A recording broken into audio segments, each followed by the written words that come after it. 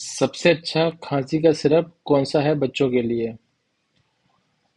खांसी के सिरप में मोस्ट ऑफ द टाइम क्या होता है, डेक्स्ट्रोमेथॉर्फिन होता है, क्लोरफेनरामीन होता है, फिनाइलेफ्रीन होता है, या एंटीहिस्टामिनिक्स होते हैं। ठीक है। ये सारी चीजें खांसी तो कम कर देती हैं, लेकिन उसका जो ड्यूरेशन है वो प्रोलॉन्ग हो जाता है। मतलब कहने का मतलब ये, अगर खांसी 10 दिन में या 15 दिन में ठीक होने वाली है, वो कम हो जाएगी, लेकिन अब वो 21 दिन के लिए आएगी, 25 दिन के लिए गए, हो सकता है 30 दिन तक के लिए खांसी आती रहे। तो सबसे बेस्ट खांसी की सिरप होती है गरम गुनगुना पानी।